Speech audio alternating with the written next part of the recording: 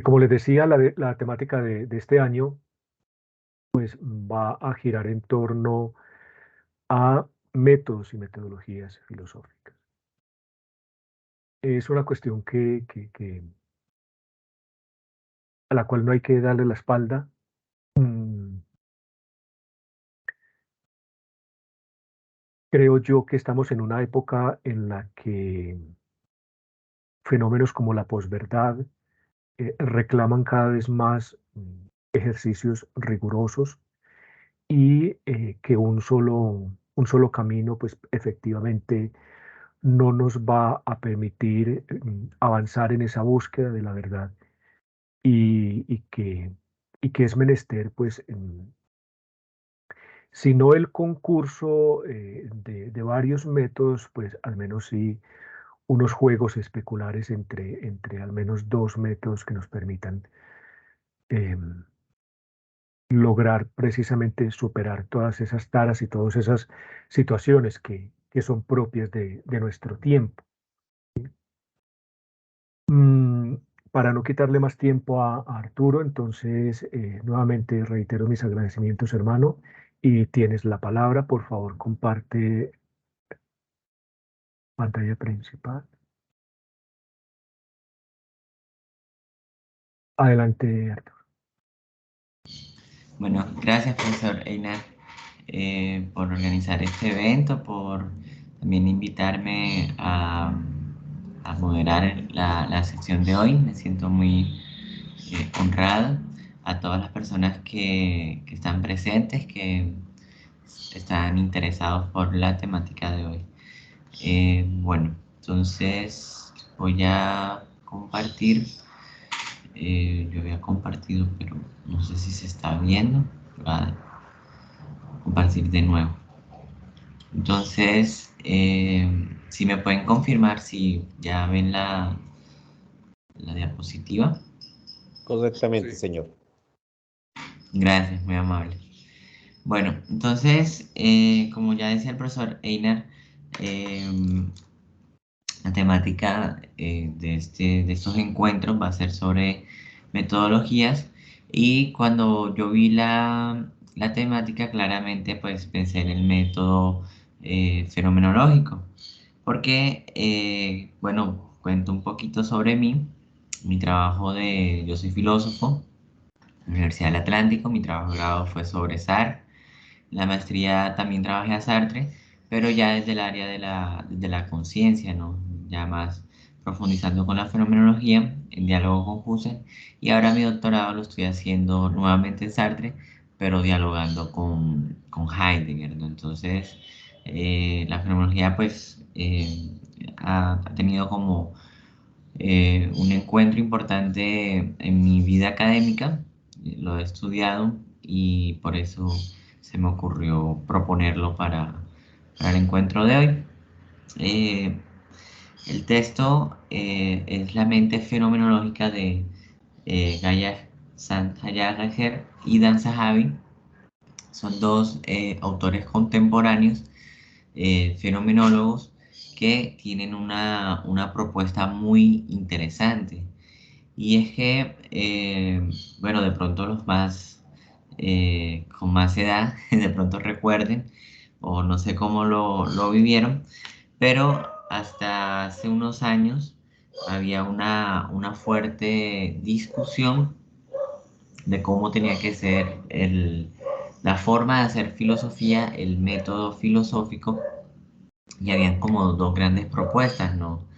Los llamados continentales y los analíticos, ¿no? Entonces, cuentan las historias o las anécdotas que si tú pertenecías a una orilla y te encontrabas con otra persona, ni te saludabas, ¿no? Porque se convertía en una disputa no solo académica, sino hasta personal, si pertenecías de la línea analítica o si eras continental, ¿no? Entonces, del lado de los continentales, pues está Husserl como el que propone el método fenomenológico, Heidegger, Sartre, Derrida, entre otros, ¿no? Y de los analíticos, pues tenemos como máximo representante uno de sus grandes representantes, a Wittgenstein, a los filósofos del lenguaje, a los filósofos de la ciencia, etc.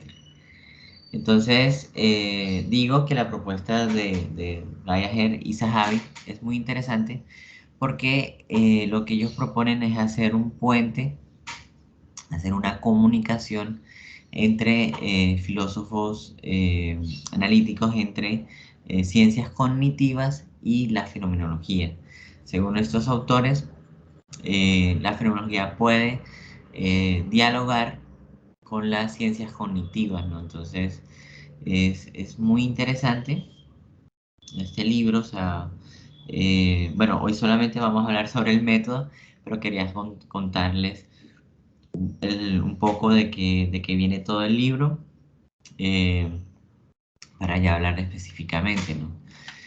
Bueno, a pesar de la claridad del texto, seguramente alguno habrá tenido dificultad por no de pronto ser la primera vez que lee algo sobre fenomenología. Entonces, quisiera dar como unos, eh, digamos, unas nociones generales sobre fenomenología antes de hablar propiamente del método fenomenológico, ¿no? Entonces, como les decía ahorita, Husserl es como el pionero en hablar sobre la fenomenología, o sea, la fenomenología husserliana. Ya antes se había hablado sobre la fenomenología del espíritu en Hegel, pero como propuesta o actitud filosófica, quien habla de fenomenología es Edmund Husserl, ¿no?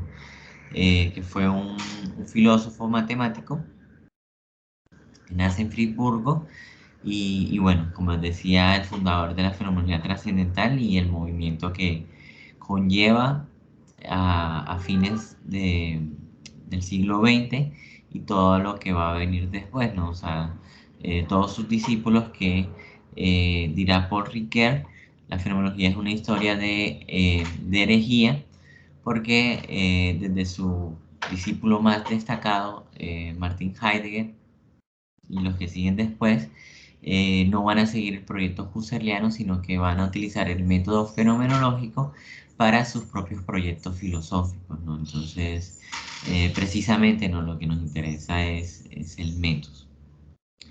Bueno, entonces, así, de manera general, quisiera y ya entrar un poco en diálogo con ustedes, preguntarles cuál creen que sea la esencia de la filosofía, o sea, qué hace que esto, lo que estamos hablando hoy, sea filosofía y no sea otra disciplina, no sea antropología, no sea historia de la filosofía, sino qué es lo propio o qué creen ustedes que es lo propio de la filosofía, qué hace que algo sea filosofía y no otra cosa.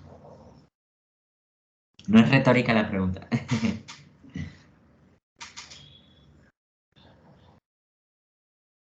Hermanito, ¿puedes repetir la pregunta? Sí, claro. Les pregunto, ¿cuál es la esencia de la filosofía? ¿Qué hace que podamos decir que esto es filosofía y no otro tipo de disciplina? O sea, Bueno, esa pregunta que te estás haciendo es una pregunta de una hondura increíble, hermano, fuerte. Es una pregunta provocadora.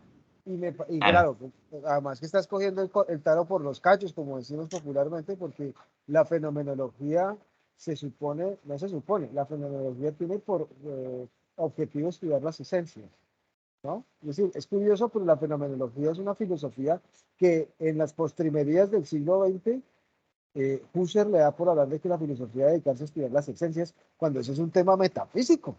Entonces, uno piensa que la esencia tiene que ver justamente con Aristóteles, Platón y los antiguos, ¿no? Inclusive con los escolásticos.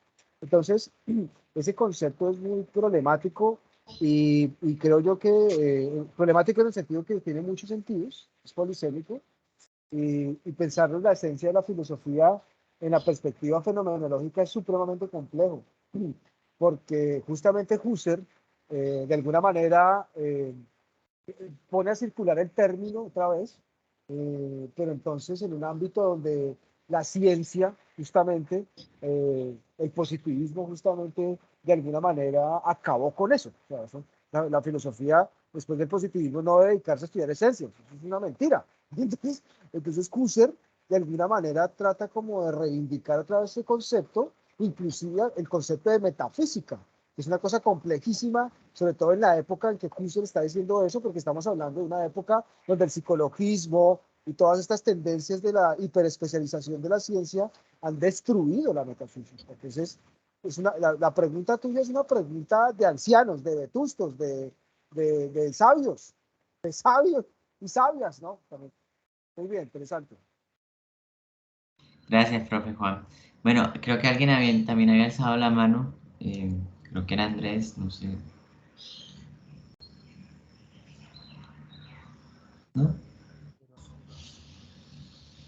Bueno, entonces, regálenme un minutico y va. Un segundito. Ya vuelvo.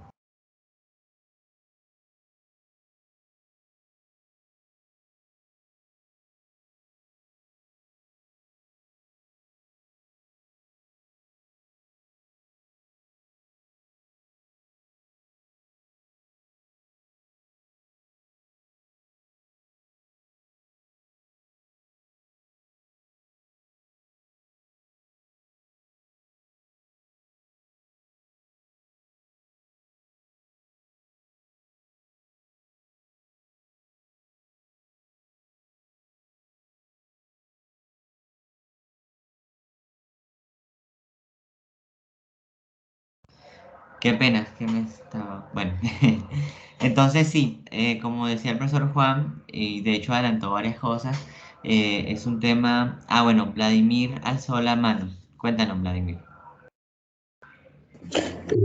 Buenas tardes. Yo creo que sí, esa partecita de la filosofía, bueno, no podría hablar de pronto con tanta propiedad como lo hizo ahorita el profesor, pero yo creo que el estudio de la filosofía es de eso de lo que no se encargan las demás ciencias, las que ya se han apartado, las que ya se han ido, y lo que desde otros contextos de pronto se desestima.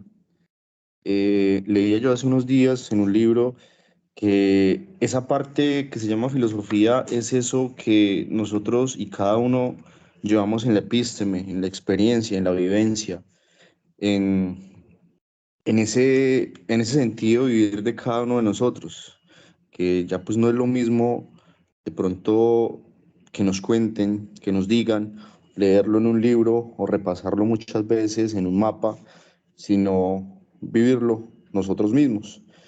Eh, Aristóteles, Platón, los presocráticos, todos esos que en su momento dieron los primeros conceptos de ello y que a través de la historia se ha empezado como a transformar en una idea más robusta, más compuesta, más grande, hasta llegar al punto de el autor de de esto de la inmanencia del ser y todo ello, que ya hoy pues se convierte en un monstruo, en un tótem, en algo gigante que inclusive para abordarlo hoy en día es complicado, es complejo, y aún así teniendo, digámoslo así, todo el concepto, los conocimientos, las teorías de los ya antepasados, aún sigue siendo bastante complejo, porque siempre se van a encontrar conceptos o respuestas muy diferentes o muy contrarias a. Van a haber quienes la defiendan desde un punto de vista viendo un 9, otros que la defiendan desde un punto de vista viendo un 6 y así sucesivamente.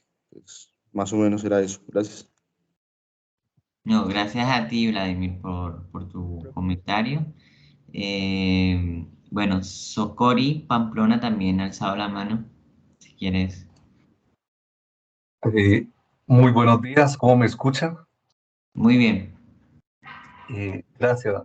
Bueno, tal vez es que no podía entrar a este club, a este enlace de hace rato, logré entrar y alcancé a escuchar pues algunos comentarios que han hecho, también su presentación. En base, bueno, mi nombre es Carlos Alberto Vera Romero, yo me encuentro en el CECAP Pamplona, soy estudiante de filosofía. Bueno, eh, a veces me cuesta expresar ese pensamiento que tiene uno al interior, ¿no? Me escudo sobre mi profesión netamente cuantitativa, porque tengo mi profesión de ingeniero y no es fácil entender estos cuestionamientos que a veces nos hacen acerca de lo que es la filosofía y su esencia, sobre todo esa particularidad que mencionaron el profesor hace un momento, y es que yo, aunque nos dicen que no digamos lo que pensamos, pero creo que aquí es importante decir que el decir lo que pensamos es lo que nos ayuda a comprender y a reflexionar sobre el pensamiento del ser humano. Y por eso considero que la esencia de la filosofía, aunque no existe una única respuesta, es esa comprensión y esa reflexión que nosotros nos hacemos sobre la existencia del ser humano y el lugar que ocupa en el planeta, en el mundo.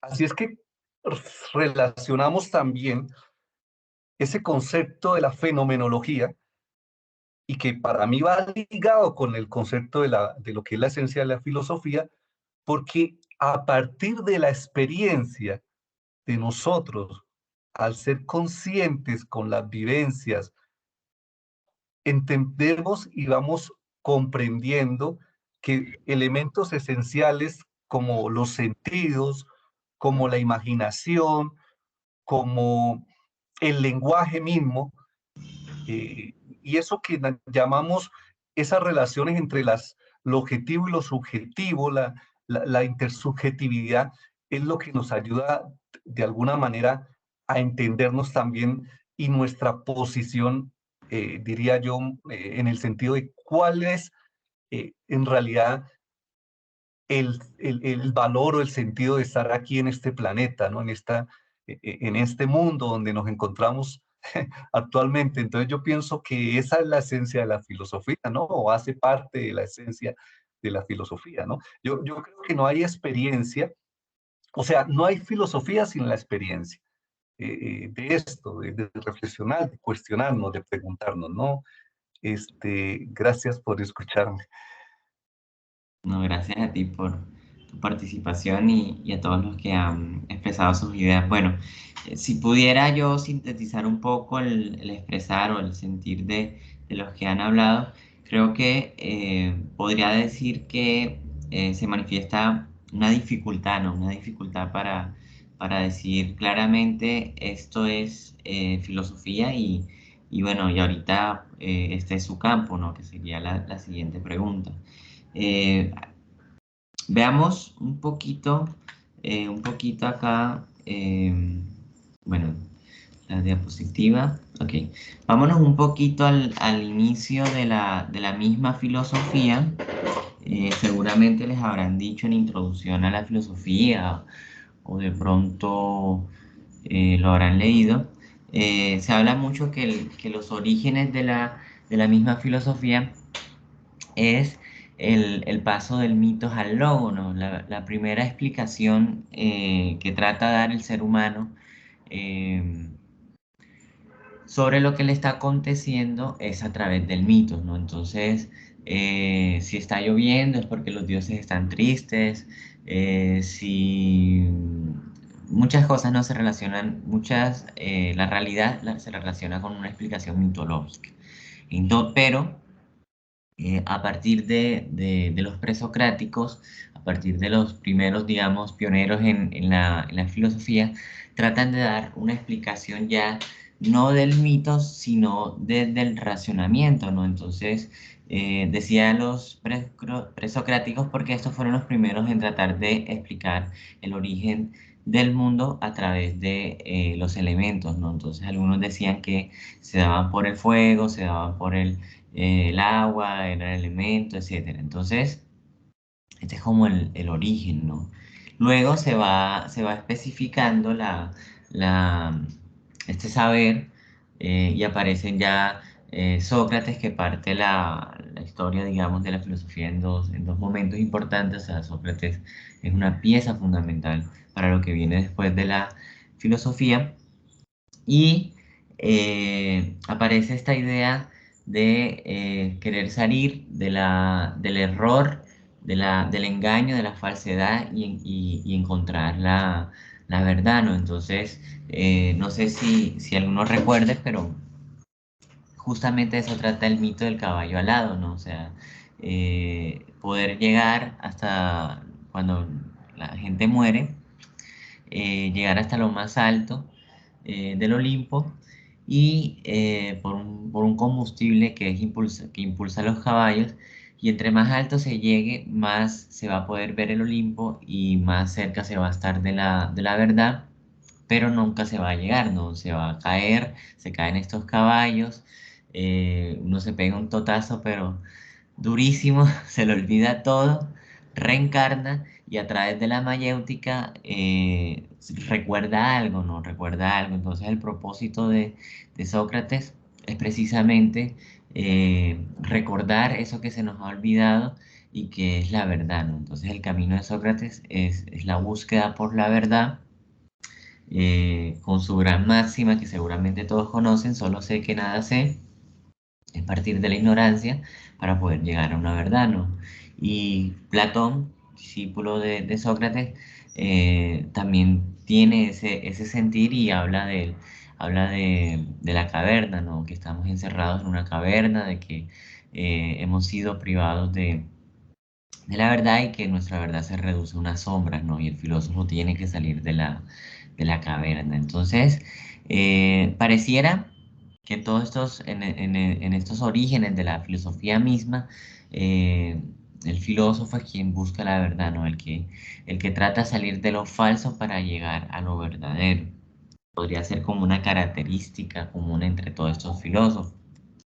De hecho, aquí hay una cita de Descartes que dice en su discurso: continuaré siempre por este camino hasta que haya encontrado algo cierto, o por lo menos, si no puedo otra cosa, hasta que haya aprendido con certeza que en el mundo no hay nada cierto, ¿no? Entonces, ese es como el gran propósito de Descartes en su discurso, en buscar una certeza, ¿no? Una verdad apodítica.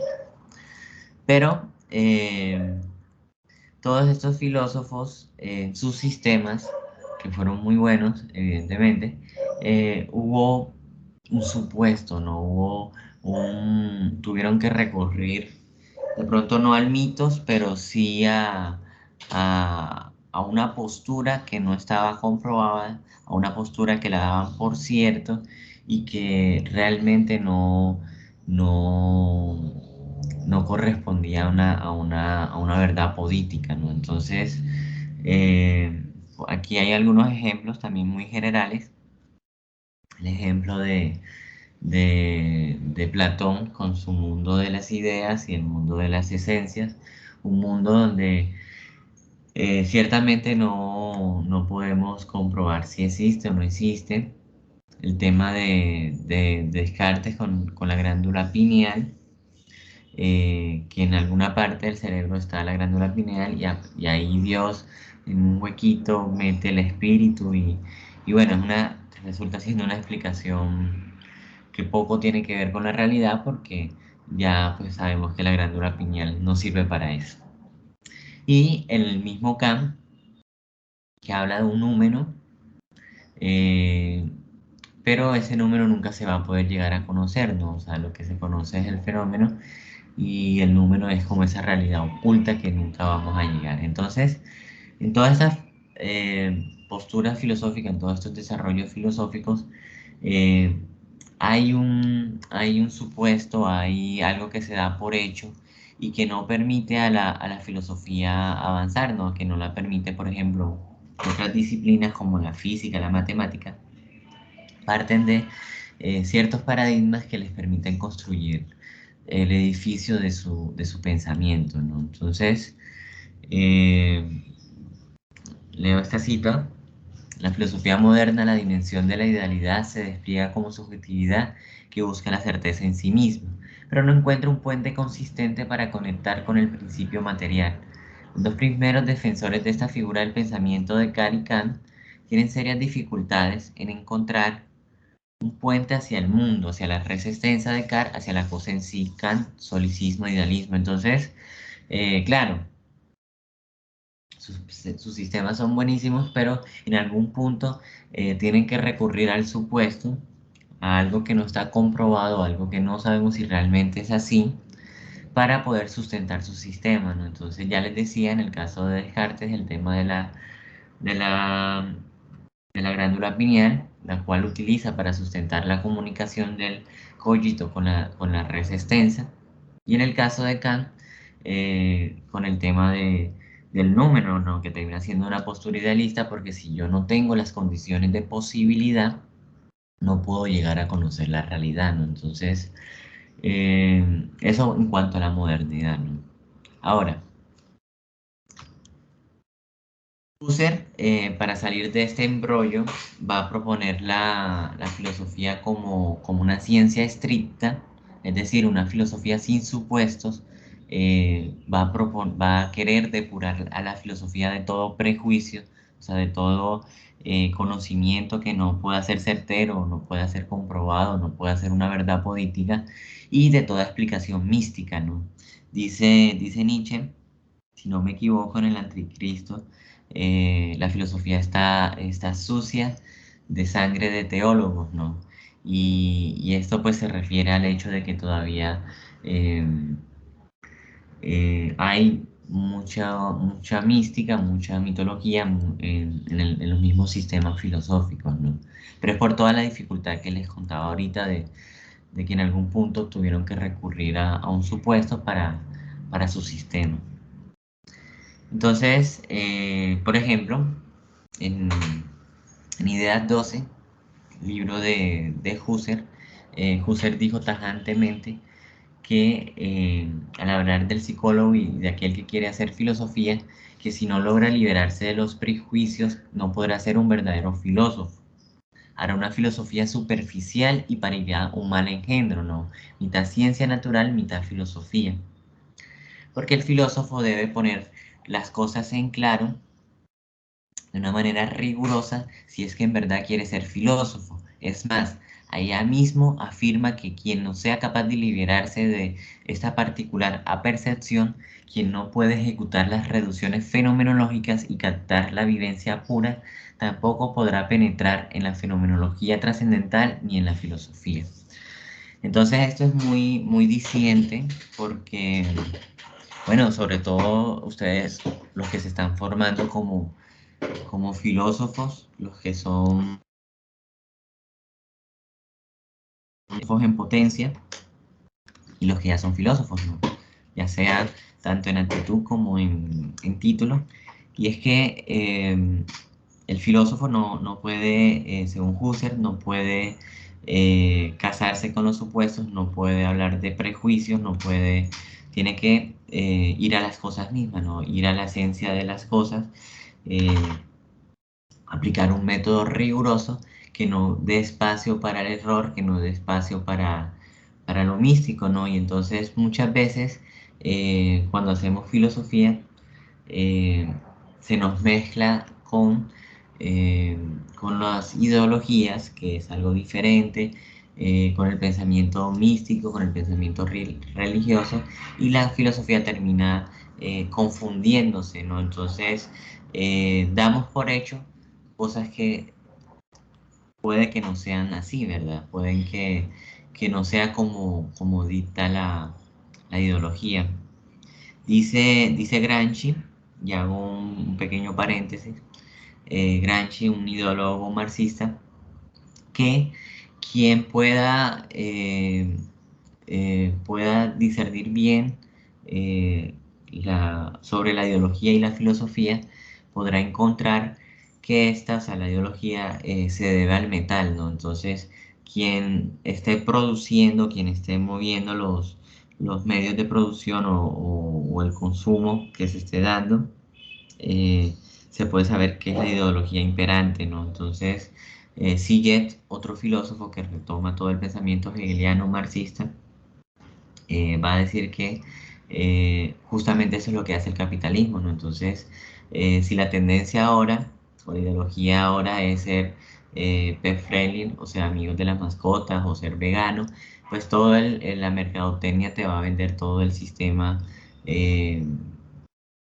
de consumo, ¿no? Para que puedas tener toda una vida saludable, vayas al gimnasio, tengas todo el equipo para, o sea, hace todo lo convierte nuevamente en metal, ¿no? Entonces, un filósofo o quien quiere llegar a ser filósofo verdadero tiene que discernir muy bien, ¿no? Discernir muy bien el error de lo verdadero, lo superficial de lo profundo, lo supuesto de lo que es realmente, ¿no? Esa es como la intención o la actitud fenomenológica. Bien, pasemos a la siguiente. Pero bueno, podemos decir, de pronto no estén de acuerdo conmigo, pero al menos en Husserl y con lo que he dicho, podemos decir que la esencia de la filosofía es el discernir, ¿no? De lo verdadero a lo falso. Ahora, ¿cuál sería el campo de la filosofía? O sea, y esta pregunta me gusta hacérsela mucho a los estudiantes de filosofía, porque pueden decir, no, el campo de porque también es una pregunta problemática. Si ustedes le preguntan a un psicólogo cuál es el campo de la psicología, pues pueden responder la mente, de pronto, no sé. Un antropólogo puede decir el hombre, un químico, pues los componentes químicos, no sé. Pero, ¿cuál es el campo de estudio de la filosofía? O sea, un filósofo, qué es lo que tiene que estudiar o qué es lo que va a estudiar. Ahorita, algunos de los comentarios que decían, hablan de ideas muy generales, pero como el conocimiento se ha determinado tanto, se ha especificado, ya no podemos decir que estudiar la vida sea el campo de la filosofía, porque, bueno, un biólogo vio vida, estudia la vida, ¿no? Entonces, ¿ustedes qué creen? ¿Cuál creen que sea el campo de la filosofía? ¿Un escritorio? Eh, no sé, un McDonald's, un chiste acá interno. ¿Qué piensan ustedes? A ver.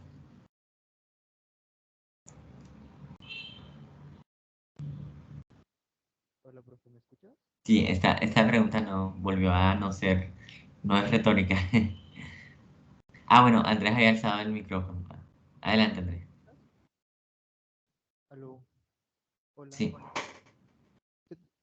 Eh, se te oye como bajito. Si puedes hablar un poquito duro. sí, claro, dale, es que tengo un problema con el audio. Ok, mejor. Eh,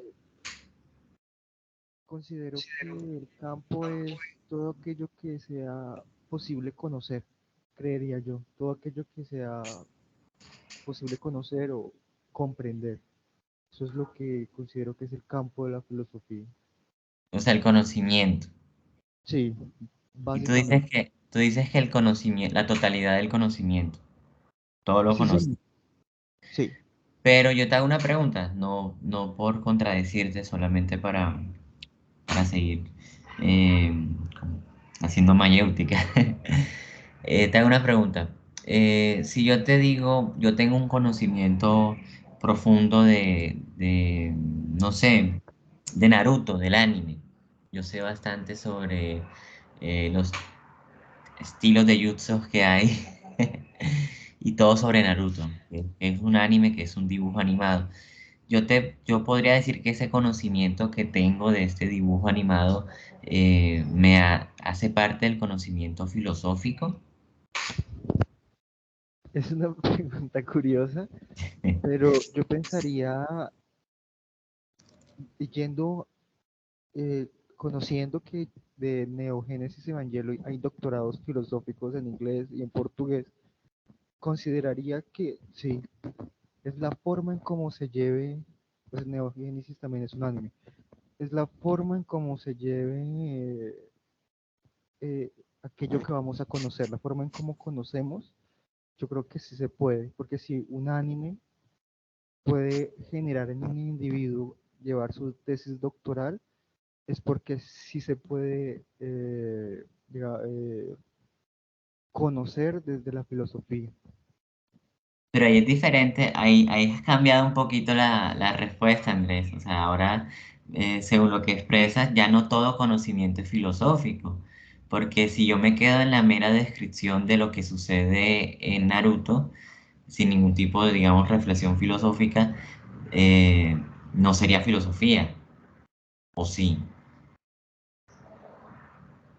Porque bueno, yo comparto contigo lo que dices. Hace poco en la Universidad del Atlántico, en la maestría de filosofía, una estudiante se graduó con una tesis de Naruto, a propósito. Pero yo estuve en la sustentación y en la sustentación ella no se quedó solamente en hablar de Naruto. O sea, eh, la forma como la llevó, y eso me gustaba que tú lo decías, no fue simplemente en hablar sobre el fenómeno, digámoslo, lo que aparece en la serie, sino lo que está de trasfondo, ¿no? Digámoslo así, entre comillas. Y bueno, también es un problema, ¿no? Que a veces en el colegio se enseña y se dice que la filosofía es amor del conocimiento, filo, amor, Sofía, amor por el conocimiento, pero eh, no todo conocimiento o la forma en cómo se conoce es lo que le interesa a la filosofía. Creo que podríamos estar de acuerdo en eso. No sé, ¿tú qué piensas, Andrés? Sí, puede ser, pero entonces digamos, yo estudié psicología y la mente puede ser, es el objeto de estudio de la psicología, pero es la forma y las ramas de quien, desde qué punto nos ubiquemos para determinar qué es la mente, o sea, como objeto de estudio.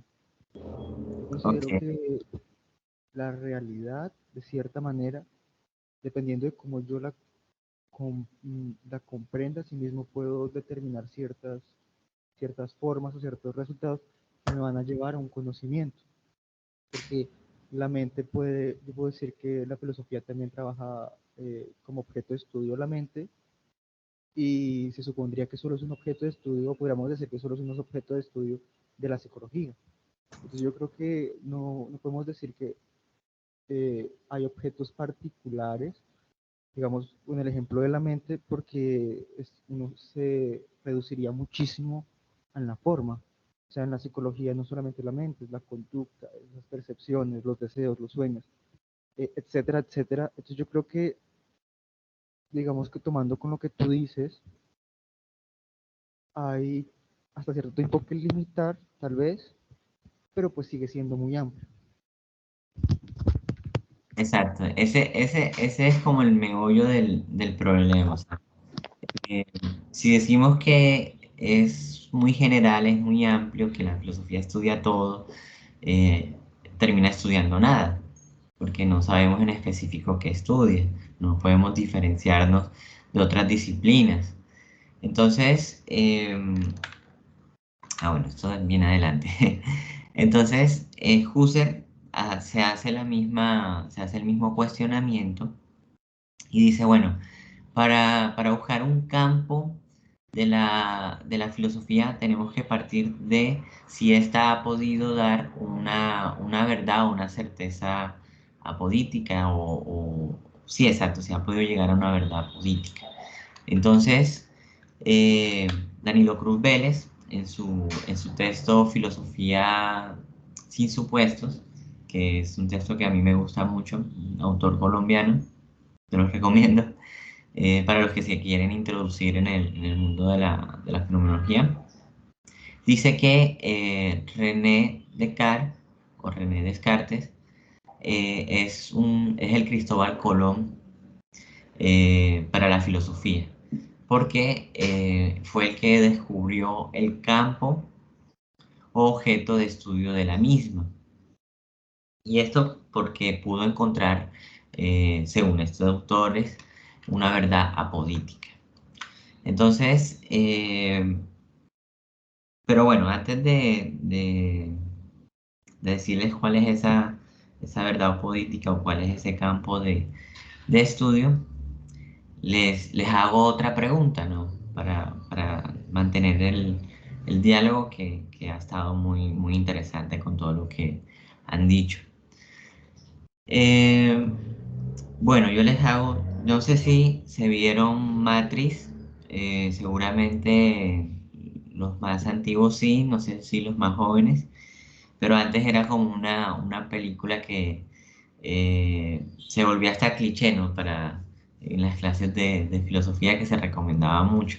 Es muy buena, no estoy diciendo que sea mala, a mí me gusta. Y en esta película eh, trata de que las máquinas han controlado a la humanidad, ¿no? Y utilizan a los humanos como batería y los tienen como encerrados en unas cápsulas, ¿no?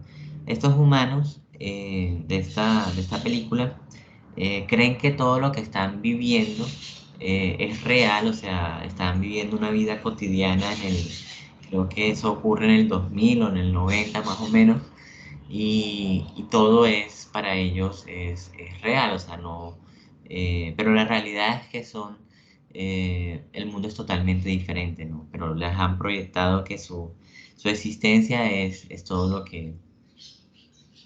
es todo lo que ven, ¿no? Supuestamente. Entonces, yo les hago una pregunta. Si esta realidad, o sea, si ustedes todo lo que están viendo ahora mismo, este computador, los que están en el computador o los que están en un celular, si todo lo que están viendo es falso, incluso su mamá, su papá, porque todo hace parte de una realidad virtual, de una proyección, ¿qué podría ser lo verdadero? O sea, qué es lo que podemos decir que ciertamente es lo real, ¿no? Es lo verdadero. ¿Ustedes qué creen? Si todo resulta ser falso. Si puede haber algo verdadero, puede haber algo...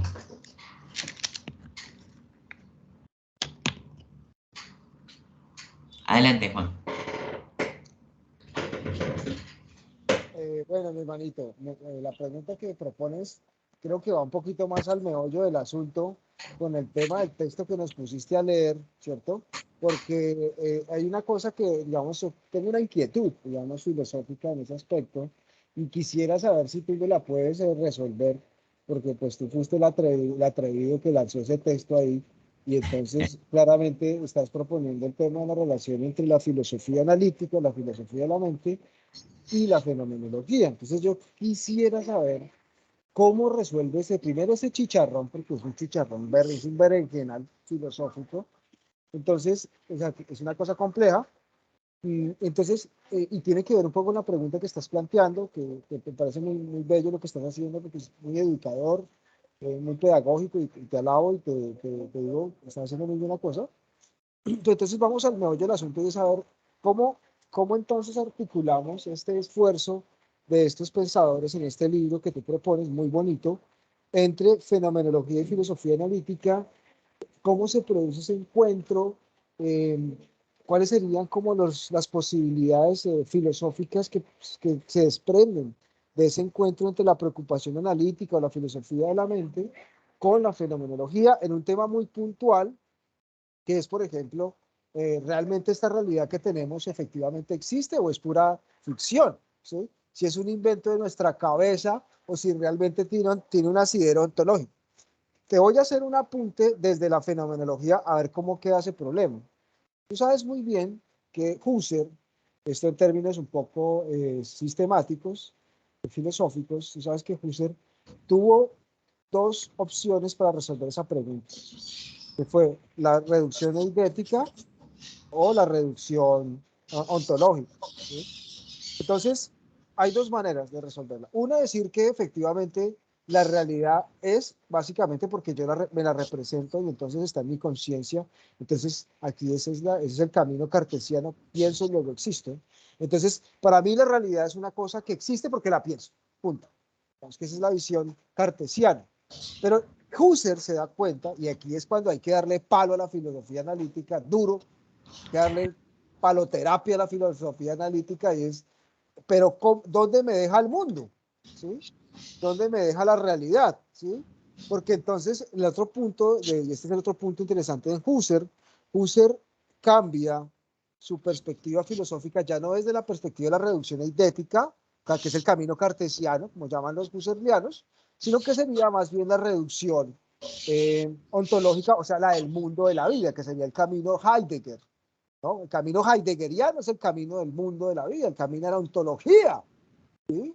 Entonces, te quiero decir que eso en la fenomenología es un debate profundo y se rasgan las vestiduras los fenomenólogos y entonces están los que dicen, no, el camino es el cartesiano y entonces ahí derechitos se van por la filosofía analítica también y los analíticos aplauden estruendosamente, dicen, sí, estamos de acuerdo, el principio filosófico es la reducción cartesiana, pero después salen los heideggerianos y los marxistas y los estructuralistas y dicen, pero cómanse un zapato, y es que la realidad es primero, ¿sí? El mundo de la vida es primero. Entonces es un dilema, lo que tú propones acá es todo un dilema filosófico. Entonces, un poco mi pregunta es, bueno, esto no lo vamos a resolver en una horita de charla ni por el berraco, pero bueno, por lo menos que nos quede un poco la inquietud de que cómo la filosofía analítica dialogaría con la fenomenología teniendo presente ese debate fuerte, que es un debate epistemológico, ontológico y tal. Gracias, profesor Juan. Bueno, creo que alguien también había alzado la mano, no sé si era Wilmer, no alcanza a ver.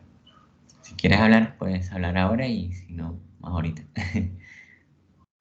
Sí, ya, ya pude activar el audio. Sí, lo que Will, pasa, pues, digamos, en este asunto de la realidad, por ejemplo, con lo que es Descartes, pues sí, digamos, sí siento que se asemeja bastante a algunas ideas, como algunos postulados como los que hace Platón respecto, digamos, a la realidad sensible, sensorial, y al contraste que tiene con el mundo de las ideas que él plantea.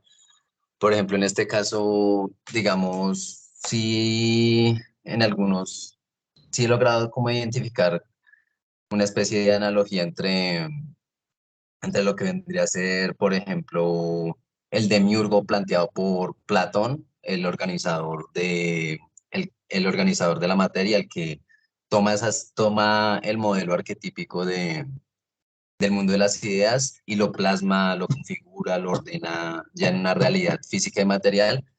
Y Descartes sí habla de algunas cuestiones similares, como por ejemplo en su planteamiento del genio maligno, de aquel ente puede llamarse, que busca engañarlo, ya vale decir con los sentidos, con la realidad sensible, pues.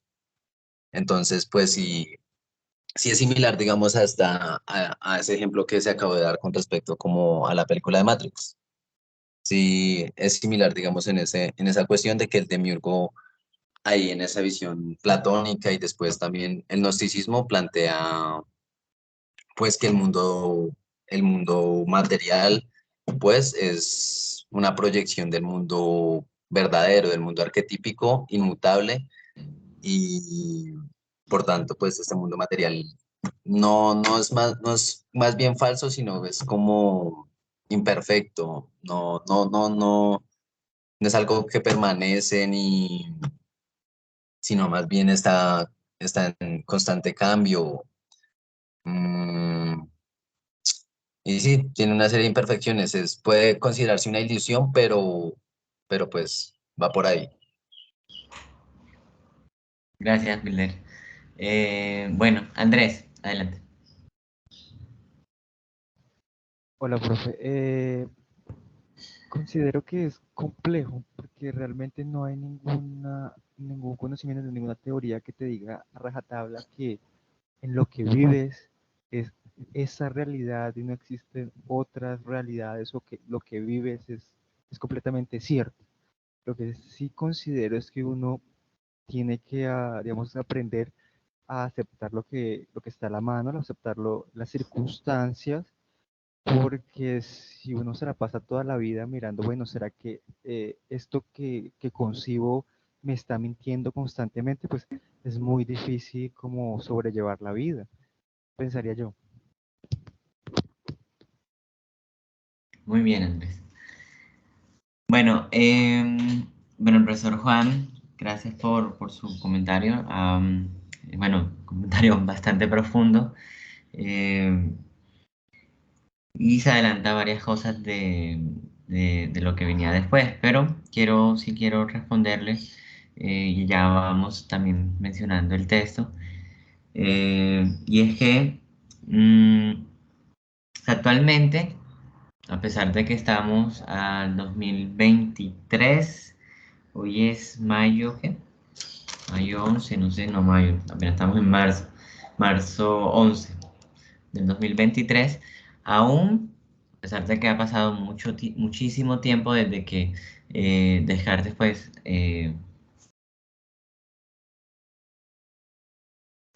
aún todavía en la ciencia actual, en sus postulados, aún hay mucha influencia cartesiana, aún influencia tanto positiva como negativa, ¿no? Porque también hay supuestos en la misma filosofía cartesiana como les contaba ahorita, ¿no? De pronto no en cosas tan evidentes como la glándula pineal, pero sí en ciertos temas muy específicos, ¿no? Entonces, les voy a poner un ejemplo. Aún se cree en algunos postulados científicos que hay esa división, ¿no? entre mente y cuerpo, en ese dualismo cartesiano, aún se cree y se piensa con base a esta visión, ¿no? Entonces, ahí es cuando la fenomenología puede decir, no, o sea, están como así. Si usted le saca toda la información a una persona y se la pone a una máquina, no le va a funcionar por el mero hecho o el simple hecho de que el cuerpo, y aquí me meto con Merleau-Ponty, el cuerpo es cuerpo vivido, no cuerpo pensado, ¿no? Nosotros también podemos pensar con el cuerpo, y a través de un análisis fenomenológico vamos a poder brindar ese conocimiento no solo a la filosofía analítica, sino también a las ciencias cognitivas, ¿no? Entonces, hay un ejemplo muy bueno que creo que aparece en el libro más adelante. Sí, que aparece en el libro más adelante, y es que ponen el ejemplo de una persona que sufre Alzheimer, que se le ha olvidado todo lo que ha hecho en su vida, y en un planteamiento cartesiano, esta persona pues ya dejó de existir, ¿no? Porque no puede tener una reflexión cogitativa, digámoslo así. Pero lo interesante, ¿no? del ejercicio es que esta persona había sido bailarina de ballet, y cuando le ponen una canción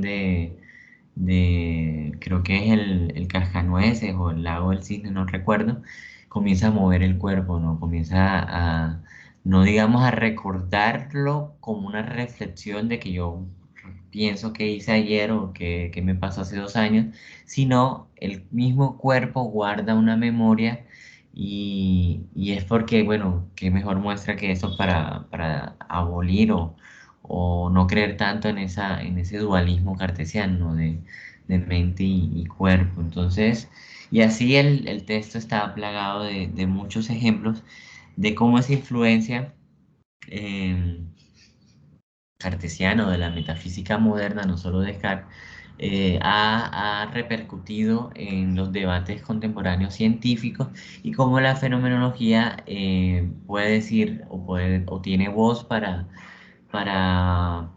hablar y no quedarnos solamente en la opinión de los filósofos de la ciencia o los filósofos analíticos, sino que la misma fenomenología también puede aportar y hacer un diálogo muy interesante con la ciencia cognitiva, ¿no?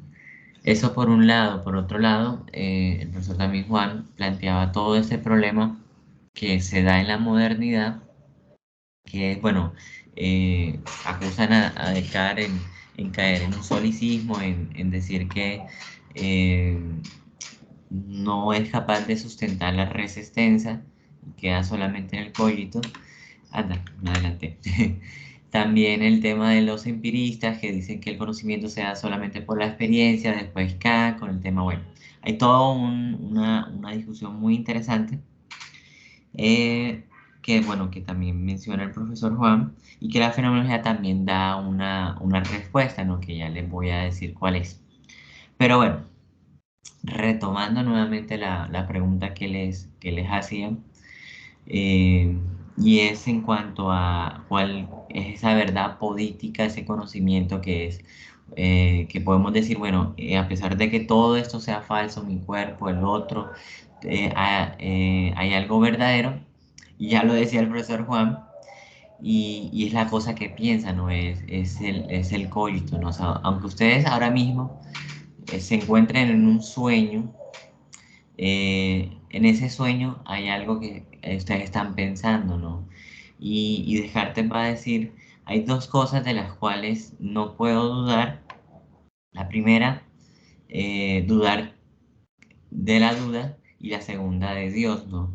Y nos interesa la primera porque, porque dice Descartes que no podemos dudar de la duda, porque si dudamos que estamos dudando, ya estamos dudando.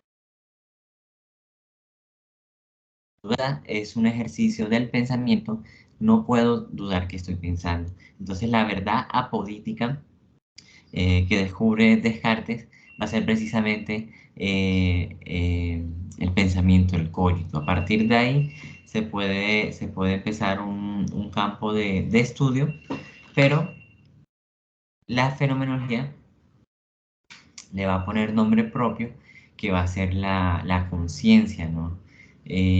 Porque no solamente vamos a hablar de una experiencia reflexiva, como les decía ahorita, sino una nueva forma de ver la conciencia. Y esto es importantísimo porque aquí ya vamos a entrar como una diferencia del cartesianismo, de la filosofía moderna, a la contemporánea y específicamente a la fenomenología. ¿Cómo así?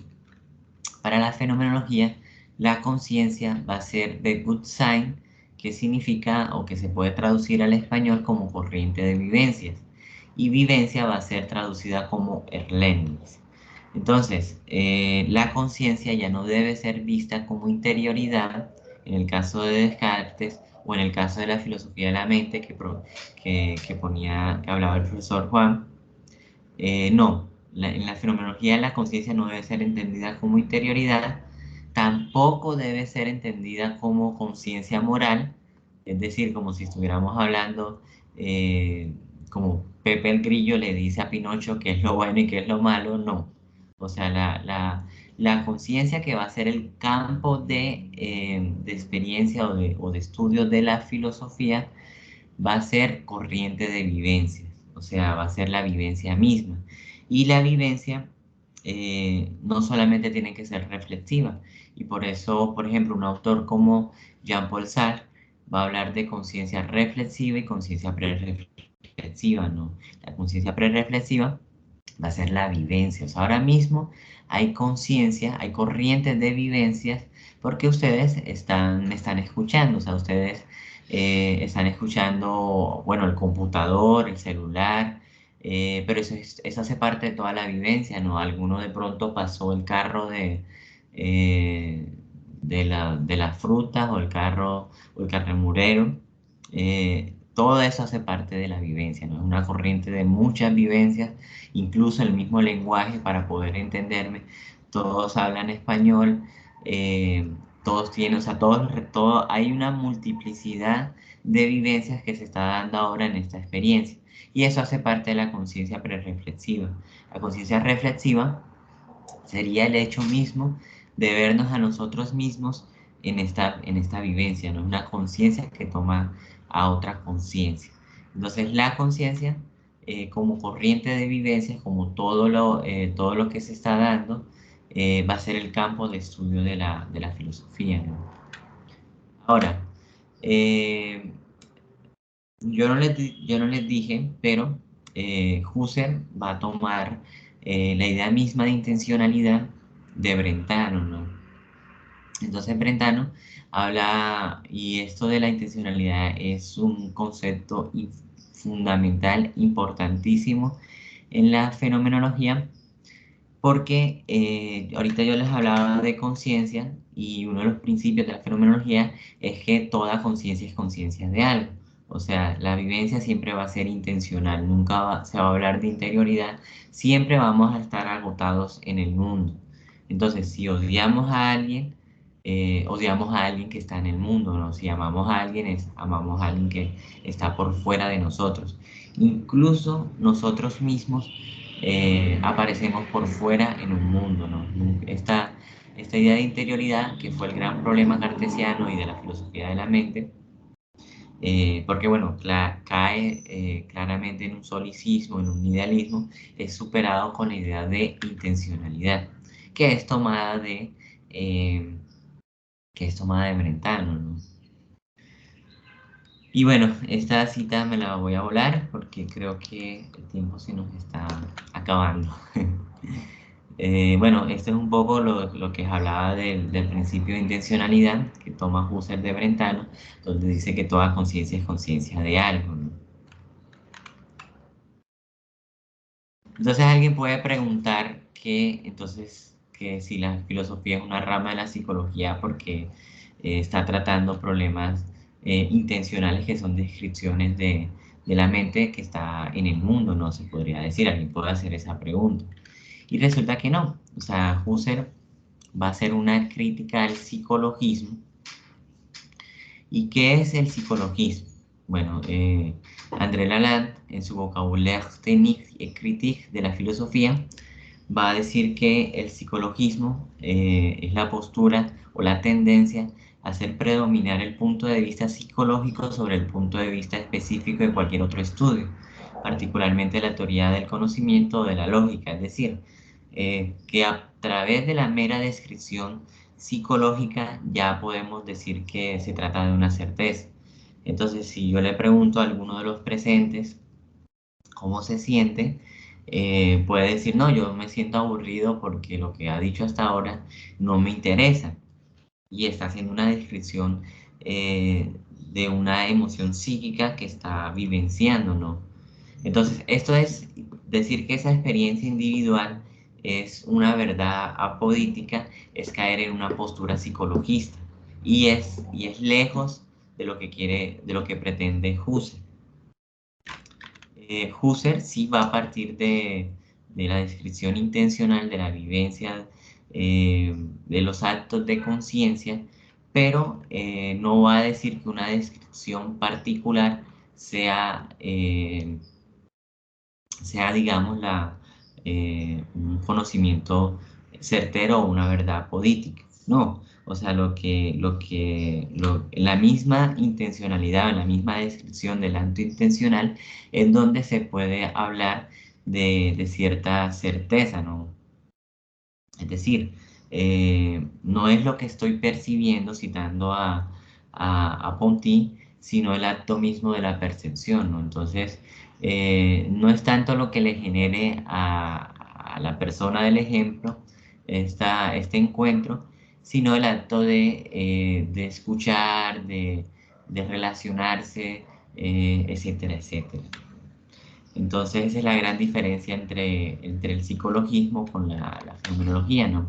O sea, la fenomenología le hace una refutación al psicologismo. Ahora, el proyecto de Husserl es combinar tanto la postura de la descripción de los actos intencionales como la lógica, pero tampoco quedarse meramente en la descripción lógica. O sea, recuerden que si bien es cierto que la lógica es una herramienta, es el hablar correcto o el pensamiento formal, este no nos puede dar una verdad.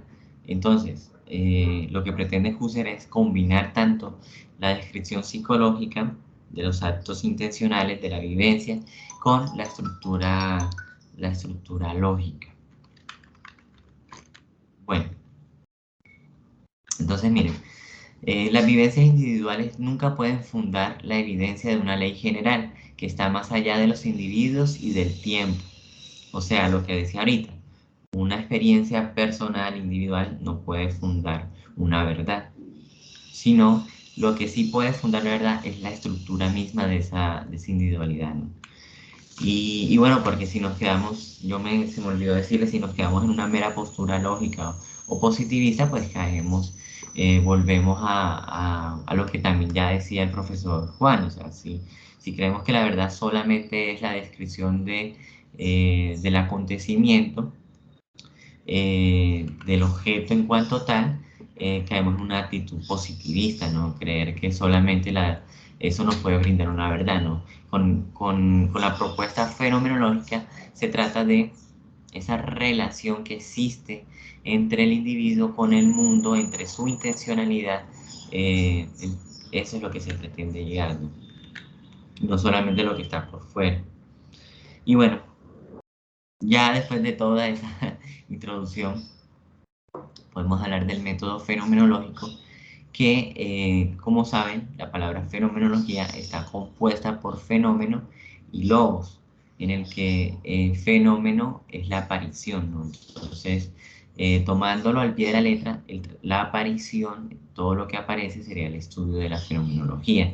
Ya no algo oculto que está por detrás de la conciencia, sino es la misma aparición, es lo que nos va a interesar hacer el estudio, ¿no? Y esa aparición en relación a quien la está estudiando, la está viendo, ¿no?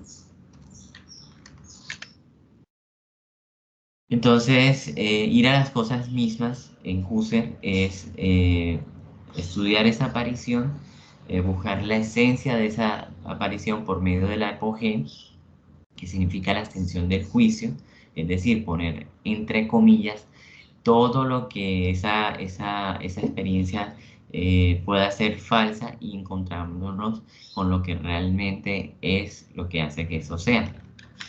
A mí me gusta poner mucho un ejemplo para explicar esto de la apogee y de las reducciones de ética, y es que Husserl pretende que pasemos de una actitud natural a una actitud fenomenológica o filosófica.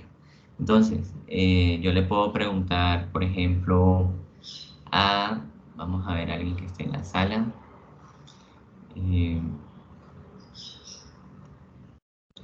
A ver, Ana María. Yo le puedo preguntar a Ana María qué fue lo que hizo ayer. Y ella me puede decir, no, yo fui a playa. Y yo le puedo decir cómo la pasó. Me puede decir que la pasó muy bien. Entonces, la actitud natural, que haría parte del yo empírico, el yo de la experiencia, es toda esa vivencia que sintió, que vivió Ana María. O sea, el hecho de estar en la playa, sentir la brisa, la arena, los vendedores, etc. Todo eso hace parte de la actitud natural. Estar inmersos en la situación, estar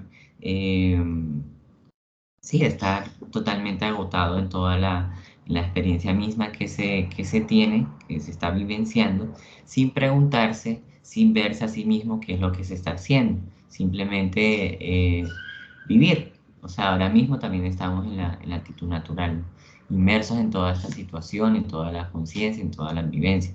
Ahora,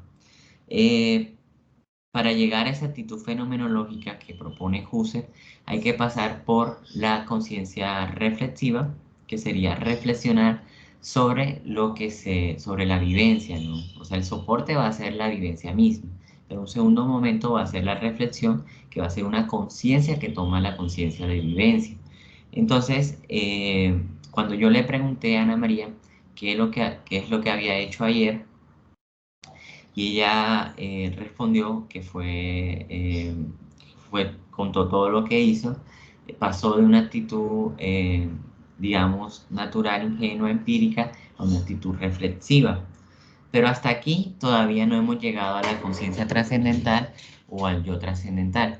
Aquí, pues sí, hicimos una reflexión, le podemos preguntar cómo la pasó, ella puede responder que la pasó muy bien. Pero todo esto todavía hace parte de la reflexión, ¿no? Esta reflexión puede estar contaminada. ¿Contaminada con qué? Con la experiencia, con los prejuicios, con todo lo que ella implica, ¿no? Entonces, aquí pues podríamos poner al psicologismo, que hace una descripción de la vivencia, exacto, de la vivencia en sí misma, pero todavía no es a donde quiere llegar Husserl. Husserl quiere llegar hacia una actitud trascendental, una actitud fenomenológica, y llegar al yo trascendental, ¿no? Entonces, a mí me gusta poner mucho el ejemplo para mostrar cómo nuestra mente opera con supuestos. Yo no sé si me están viendo, yo tengo la cámara, espero que sí me estén viendo, para hacer el ejemplo un poco más gráfico. Digamos que en esta mano, que no tiene nada, que podría buscar algo, pero bueno, no tiene nada. Digamos que en esta mano hay una naranja, y ustedes están viendo la parte frontal de la naranja, ¿no? Entonces yo les puedo preguntar, ¿qué hay detrás de la naranja? Y todos me pueden decir, no, lo que hay detrás de la naranja es la otra mitad de la naranja, ¿no? Pero ahí la mente está jugando con un supuesto, ¿no? Y esa es nuestra forma de relacionarnos con el mundo. ¿Por qué? Porque no sabemos a ciencia cierta si la otra mitad de la naranja efectivamente es la naranja.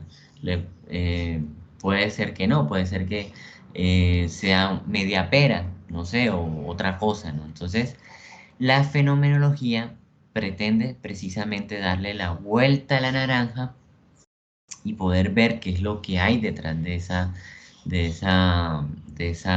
la naranja, ¿no? Entonces, el hecho de pasar del yo reflexivo al yo trascendental es justamente dar la vuelta, no es justamente ir a las cosas mismas. Y con el ejemplo de la playa, pues es realmente preguntar si a Ana María le gustó estar en la playa, podría ser una pregunta, un ejemplo, simplemente, ¿no? Y bueno, comenzamos a hacer la reducción, comenzamos a ver todos esos supuestos y nos damos cuenta que no, que resulta que ella decía haber estado feliz, pero era porque tenía, digamos, una idea vaga de la felicidad. Para ella felicidad era simplemente pasarla bien, pero se dio cuenta que el concepto de felicidad es más profundo y según Aristóteles implica la no ausencia de nada, estar totalmente plenos, y resulta que cuando vivió esa experiencia de playa se sentía muy incómoda, le hacía falta eh, tener sombra, o sea, en muchos momentos experimentó muchas incomodidades que no la hicieron sentirse plena, ¿no? Y bueno, yo estoy inventando, es un ejemplo nada más, solamente para mostrar que la fenomenología trata precisamente de hacer eso, no trata de quitar todos esos elementos, esos supuestos de la tradición, con que nuestra mente opera, que nos han transmitido, nos han enseñado a lo largo de la historia, de la academia, etcétera, poder ponerlos entre paréntesis, suspenderlos por medio de la epogé, abstención del juicio, y ver realmente qué es lo que podemos decir después de la reducción, qué es lo verdadero, qué es lo esencial, ¿no? Sí, iba a decir algo. Bueno, Husserl en Ideas, después de hacer la reducción, descubre que lo que queda es el yo, ¿no? El yo como verdad apodítica, como elemento puro que no tiene ningún tipo de contaminación del mundo, por así decirlo, y que a partir de ahí se puede iniciar el estudio.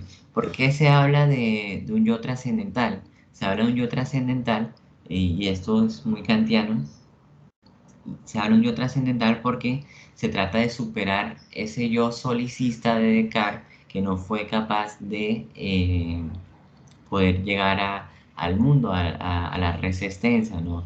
De poder sustentar no solo su existencia, sino la existencia del otro, de su mismo cuerpo, del mundo, etc. Entonces el yo trascendental es quien, además de partir de una verdad política que sería el cogito, puede llegar hacia el mundo, hacia lo que está afuera, y también sustentar ontológicamente esa existencia, ¿no? A través de un argumento. Y bueno, aquí hago otra aclaración. Es difícil, ¿no? Y por eso el profesor Juan ahorita decía que hablaba de los distintos caminos que toma Husserl, el camino cartesiano, el camino psicológico, el camino histórico, Porque, y bueno, yo no les conté eso y se los cuento ahora. Y es que el interés de Husserl era precisamente hacer de la filosofía una ciencia rigurosa, ¿no? Una filosofía, una disciplina que pudiera generar conocimientos, verdades apodíticas como lo estaban haciendo otras disciplinas. Y Husserl estaba buscando un camino, ¿no? Un camino que lo pudiera llegar a dicha tarea, ¿no?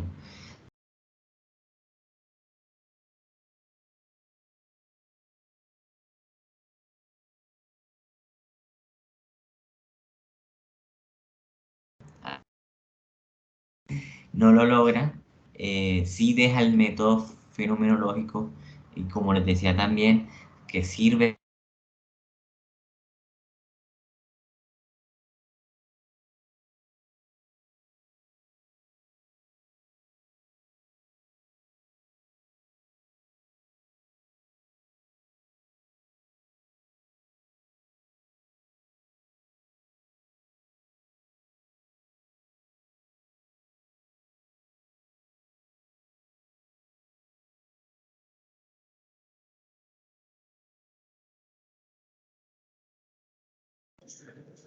Arturo, disculpa, perdimos tu audio.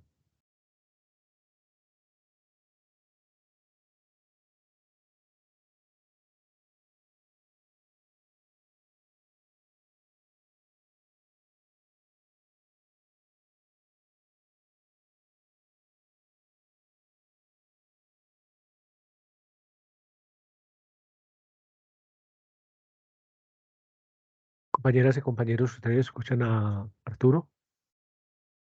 Ah, bueno, creo que es él. No, Un creo momentico, por que favor. se lo Creo que llevó sí. se lo llevó la inteligencia artificial. Esperemos un momentico a ver que vuelve y se conecte, por favor.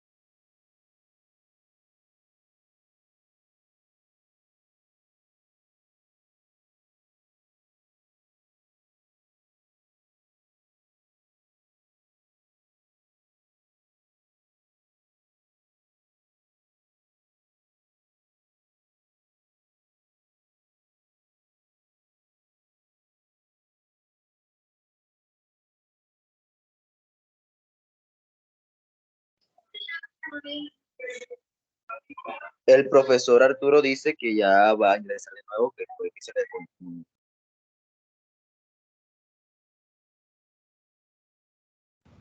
Hola, ¿sí me escuchan? Hola, Arturo, claro que sí. Sí, no sé Sí. qué pasó, yo estaba hablando y de un momento a otro dejé de hablar. No sé hasta dónde escucharon. Que,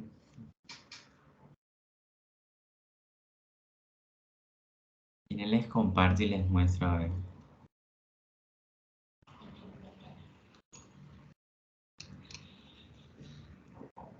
Sí, no sé. ¿Sí recuerdan hasta dónde? ¿Qué fue lo último que escucharon así para? Si pasó mucho tiempo, creo que no pasó mucho tiempo porque yo sí alcancé a escuchar que no. Estabas en esa diapositiva y lo que yo alcancé a escuchar fue cuando terminaste el ejemplo de la naranja. Anda, entonces sí pasó bastante.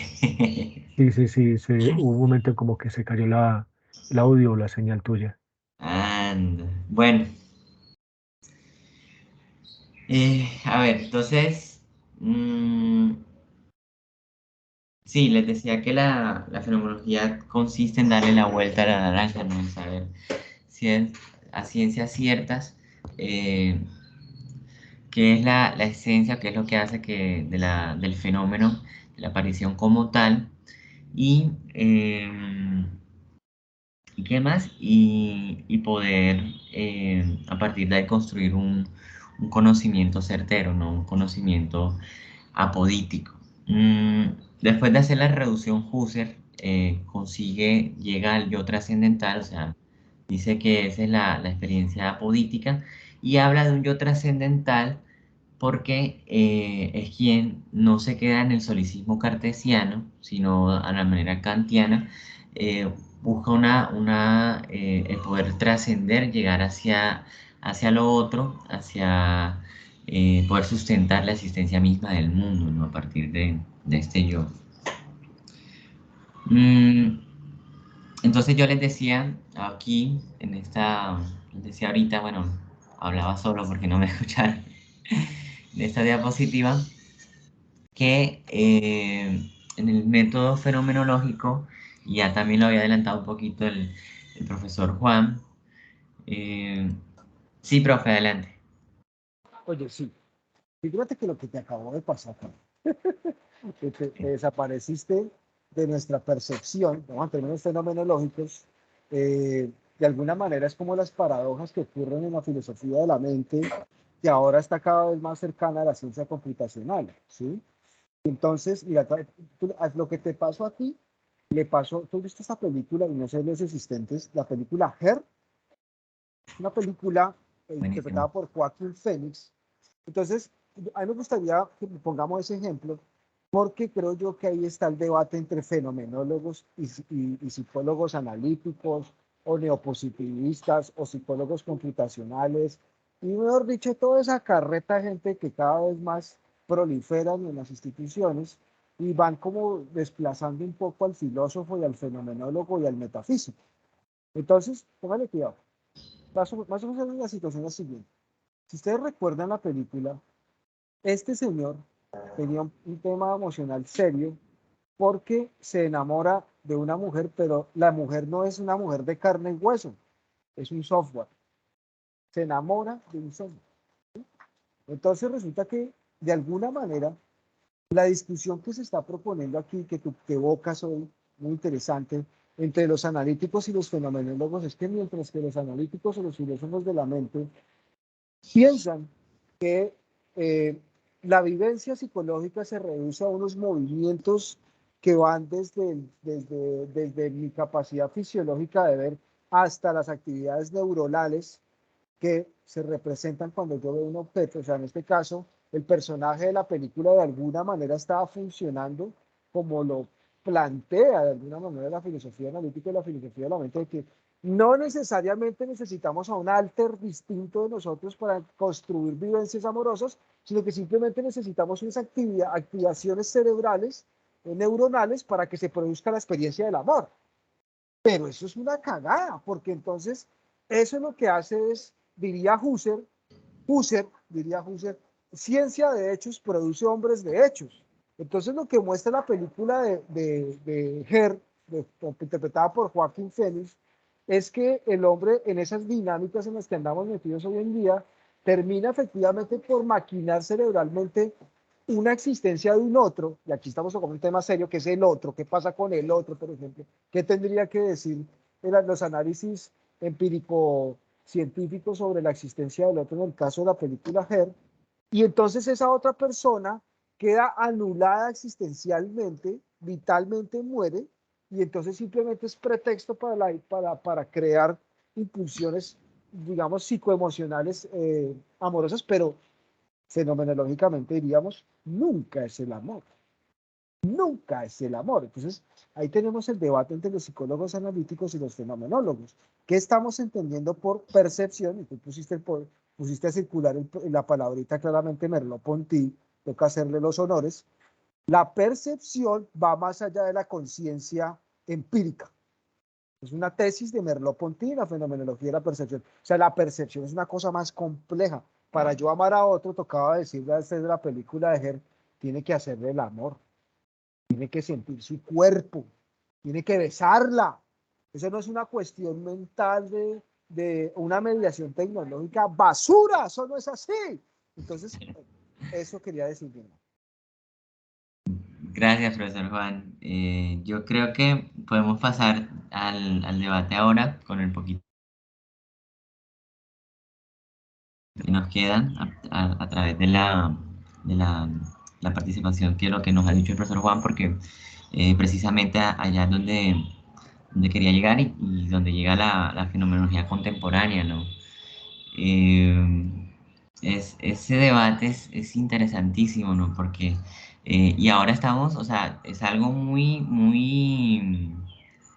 sea, algo que debemos estudiar, ¿no? Y sobre todo los estudiantes de la UNAD, de la Universidad Nacional a Distancia, eh, que están muy cercanos a estas nuevas tecnologías, ¿no? A estas nuevas formas de educación y el problema es clave, o sea, ahora hay como un intento a través de la tecnología de reemplazar al ser humano, ¿no? Entonces, todo el tema de la inteligencia artificial eh, es esa propuesta, ¿no? O sea, cada vez más aparecen nuevas cosas que dicen que se proponen como alternativas para reemplazarnos, ¿no? Yo quedaba aterrado de un programa que básicamente a través de una base de datos puede construir eh, párrafos académicos y la redacción, perdón, pero es mucho mejor que muchas personas que yo les he leído, que he sido como su evaluador. Entonces, eh, según un positivista de estos, claro, hasta bajo una fórmula, bajo una réplica aparentemente de, del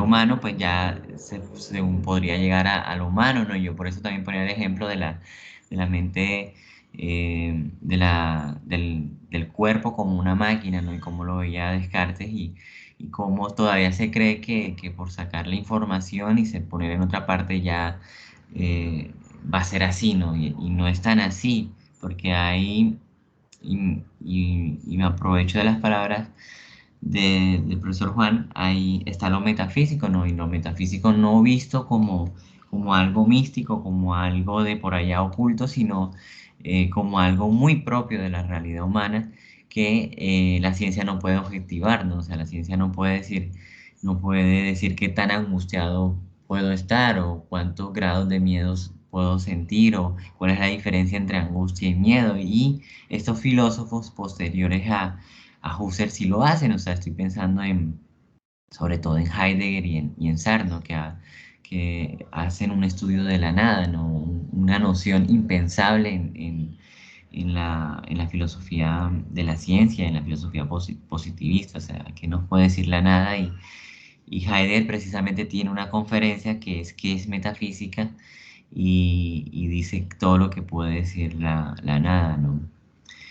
Y bueno, los escucho a todos en lo poco que nos quede de tiempo. La verdad es que no sé cuánto nos queda.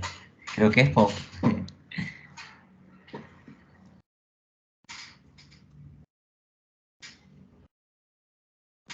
Muchas gracias, Arturo. Pues no, abusando de tu generosidad, pues si gustas podemos irnos hasta las 12:15. Unas dos, tres preguntas así muy concretas. Muy amable, mi hermano. Sí, yo me disculpo porque sé que esto no era, la modalidad no era ponencia. No quise hacerlo así, pero sí quería como que dejar unas bases muy generales para luego poder hablar propiamente del método. Entonces, me disculpo. Sé que era más un diálogo, un club de lectura y menos ponencia, entonces me disculpo. No, no, descuida, mi hermano, que pues de todas maneras ustedes como moderadores tienen la libertad de, digamos que de mezclarlo, de manejarlo en diálogo o ponencia y diálogo, en fin, descuide.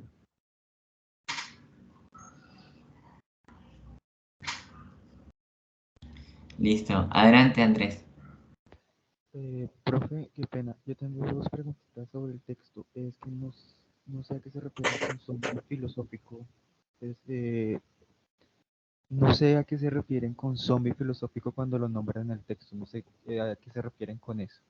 Ok. Y ¿Tienes sería, la página para ver el contexto? sí, señor, Sí. 43. Bueno, muy bien.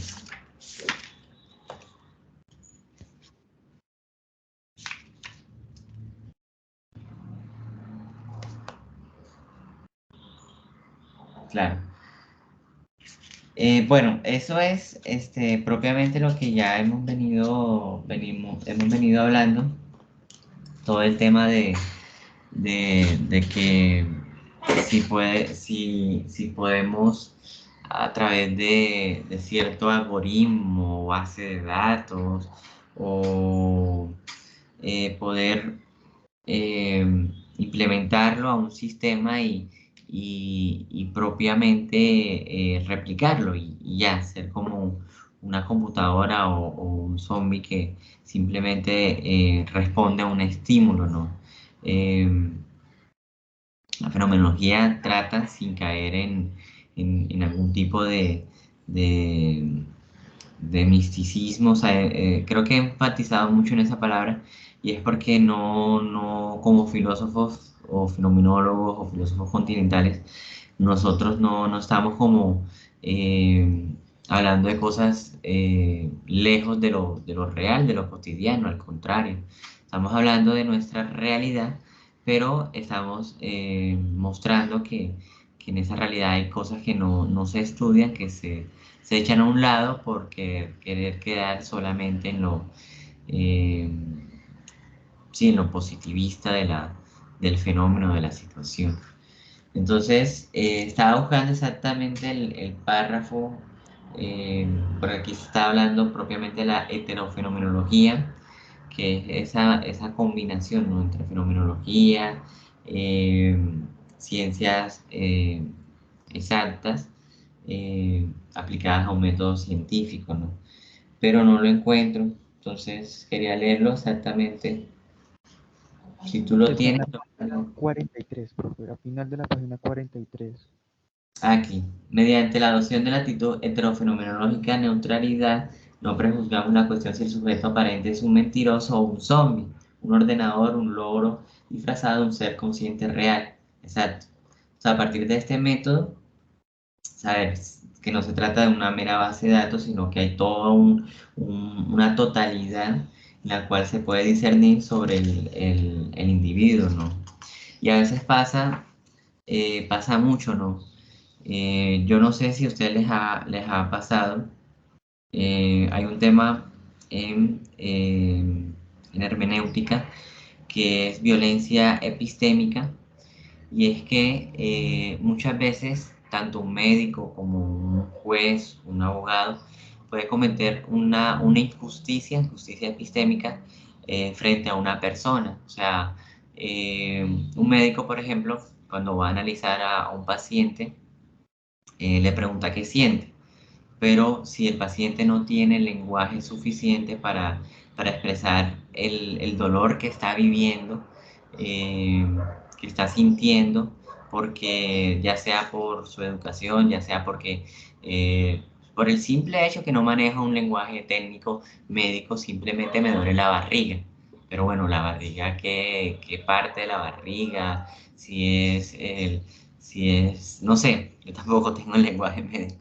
El punto es que al no tener ese conocimiento, la persona no poder expresarse bien, esta al hablar no dice realmente lo que está sintiendo, el médico receta mal o da un mal diagnóstico y termina siendo peor para el paciente. Esto en hermenéutica pues se habla como epistemología, violencia o injusticia epistémica, ¿no? Entonces, la heterofenomenología, que es la propuesta esta de combinar fenomenología con ciencias exactas, es el análisis que permite ver otros lados para que no se cometan estas injusticias y es el aporte que se le está dando al componente científico, ¿no? O sea, aquí en el caso propio del enfermo, pues sería todo un caso de situación o de la persona que están acusando, ¿no? Y aparece la hermenéutica, ¿no? Entonces, bueno, no sé si pude responder a tu interrogante, si...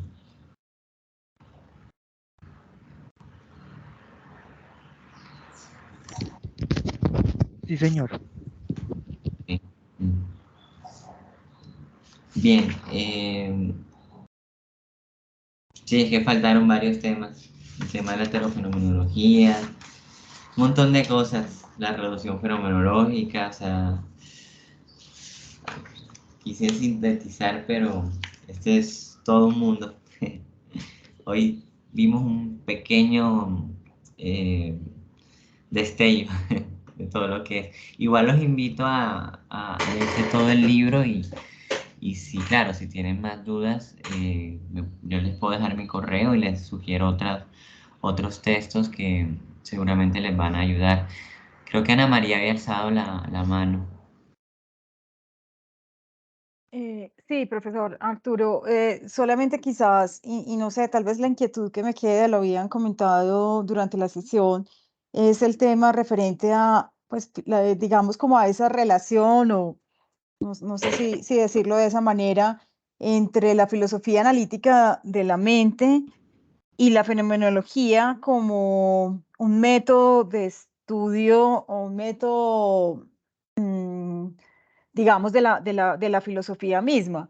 Entonces, creo pues bueno, yo estoy haciendo un poquito de referencia, yo leí un poco sobre, en la introducción, porque pues me causó como curiosidad. El texto es presentado como un texto del análisis de la mente, y pues queda ahí como la inquietud entre esa parte y esa parte que también de alguna manera la psicología trabaja, que creo que fue pues algo de lo que vimos ahí.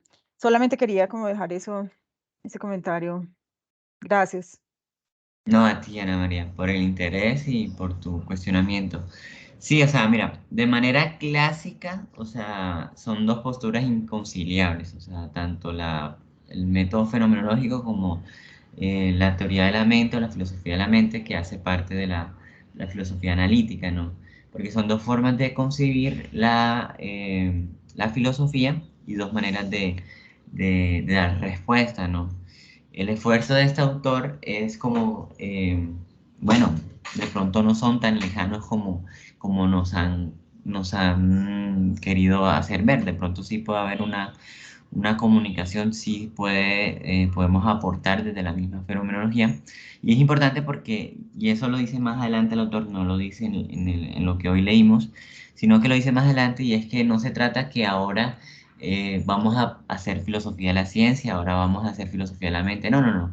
Es desde nuestro punto, desde nuestra posición como filósofos continentales, fenomenólogos, hermeneutas, etcétera, poder dar un aporte, hacer un puente, un diálogo a, a las ciencias cognitivas, ¿no? Y el texto, si se dan, bueno, ahora los que lo vayan a leer completo, si alguno lo quiere leer completo, el texto va a mostrar muchísimos ejemplos. Yo puse algunos, pero ahí está plagado de ejemplos cómo se está haciendo ciencia a partir de los aportes que puede dar, o cómo la fenomenología puede dar aportes a, a las ciencias cognitivas, ¿no? Y cómo muchos errores se han heredado, cómo la ciencia ha heredado muchos errores de la filosofía moderna, de la metafísica moderna, y aún lo siguen replicando, no solamente en los científicos, sino incluso en